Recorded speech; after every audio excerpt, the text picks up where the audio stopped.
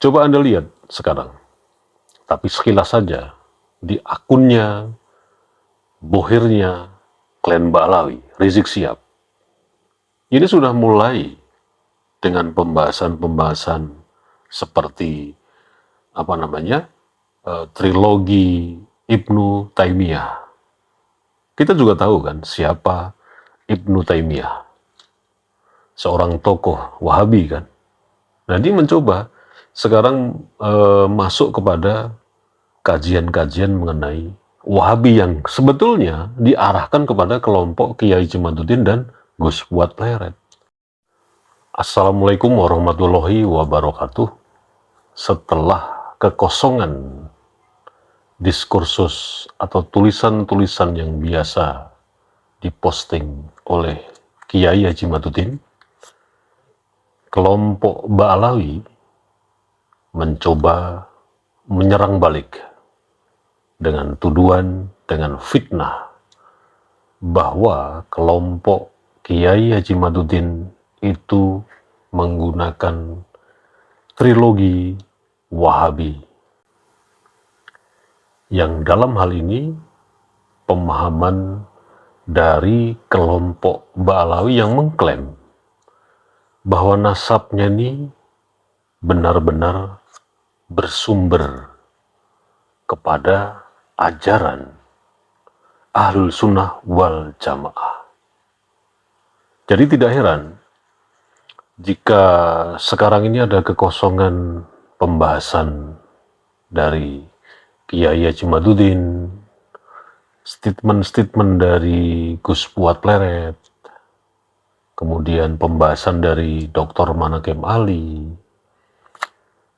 statement dari Tubagus Mogi, juga Kiai Haji Nurya, muhibinnya, bohirnya, semuanya mencoba membuat statement-statement, membuat narasi-narasi yang mengiring bahwa kelompok Kiai Haji Matuddin dan Gus Fuad Pleret itu adalah Wahabi.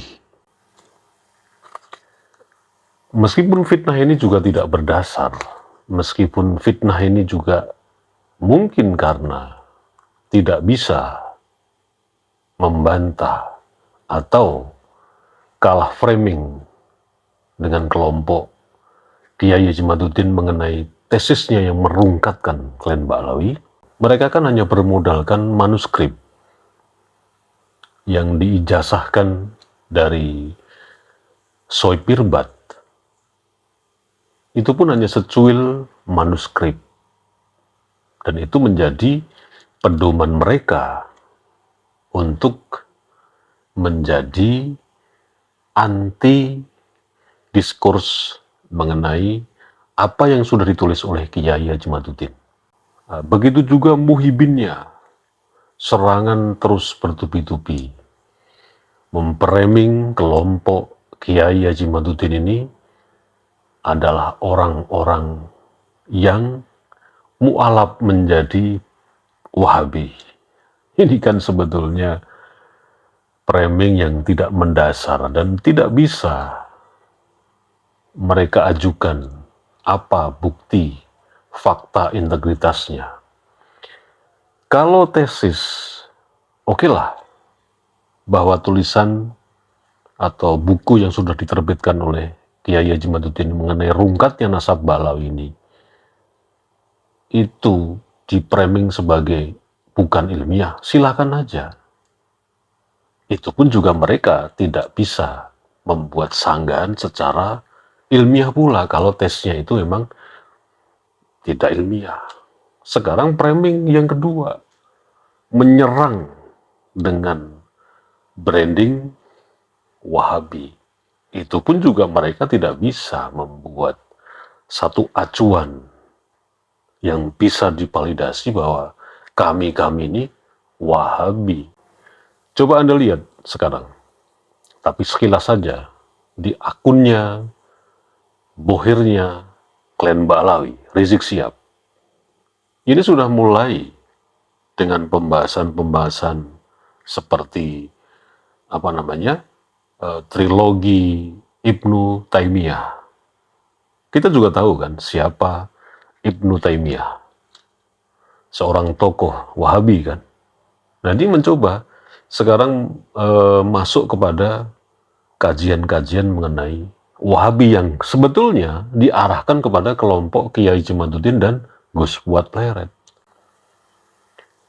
Inilah sebenarnya seorang imigran, seorang pengungsi dalam sejarah klan Balau ini membuat klan baru di Indonesia. Kalau kita bicara sejarah, dari mulai Stokgorgonya, bagaimana seorang Belanda membo seolah-olah menjadi mualaf, tapi untuk mempelajari kelemahan dari Islam yang ada di tanah air dan menggunakan klan Balawi untuk mencoba mendekati para kiai zaman dulu agar mau menasihati seluruh masyarakat Indonesia yang dijajah saat itu agar tidak melawan kepada Belanda. Itu kan sejarah jelas.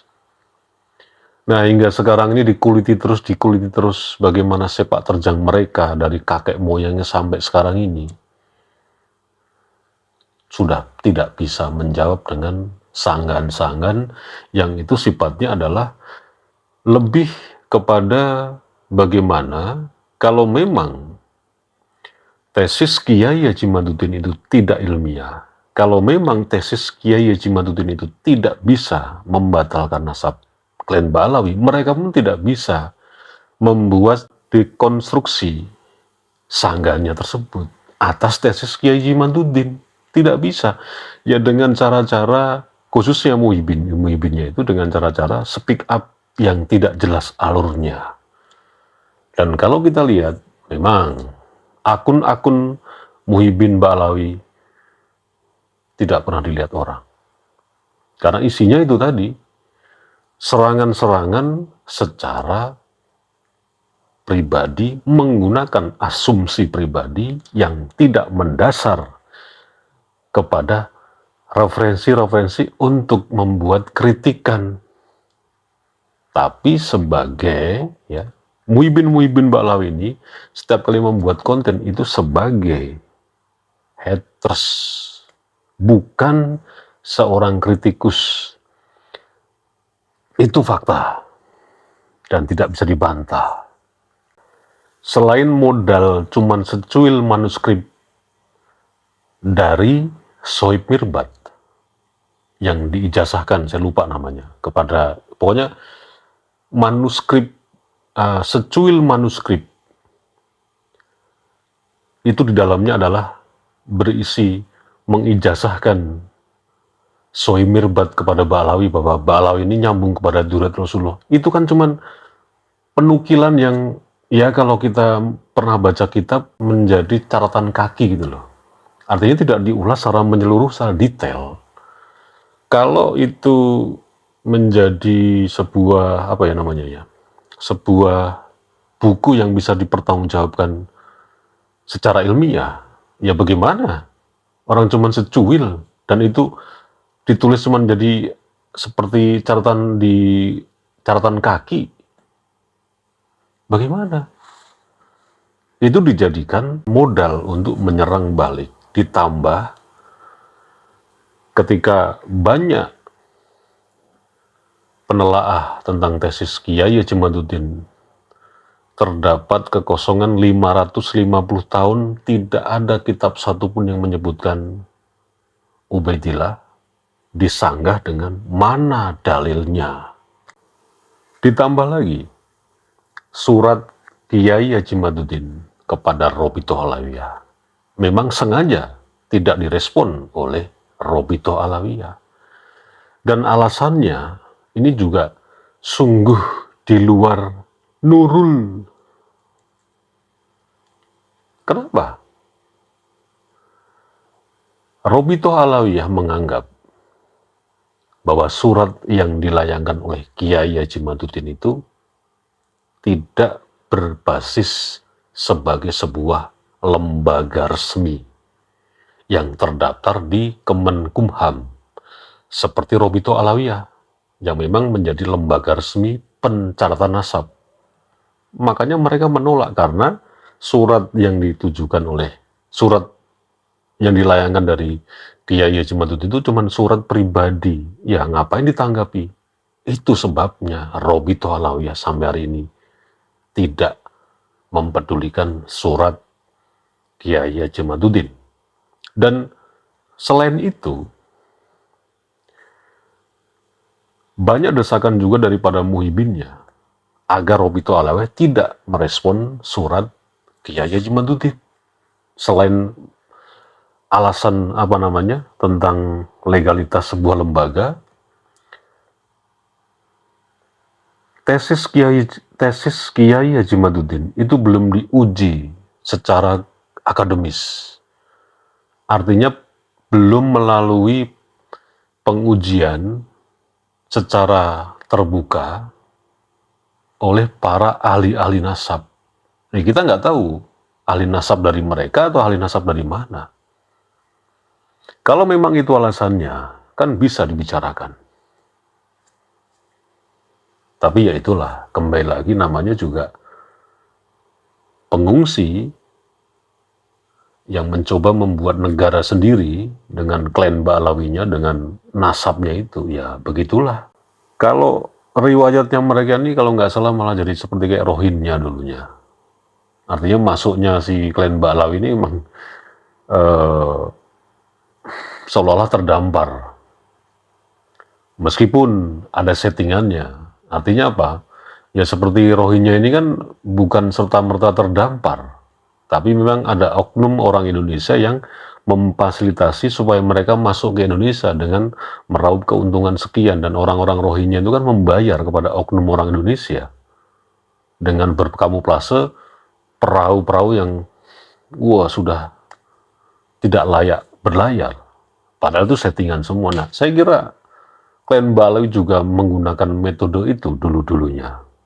Meskipun ya belum ada catatan sejarah yang pasti tentang klan Ba'alawi ini masuknya apakah dulu memang seperti Rohingya atau enggak. Tapi ya kita berandai-andai aja kan boleh.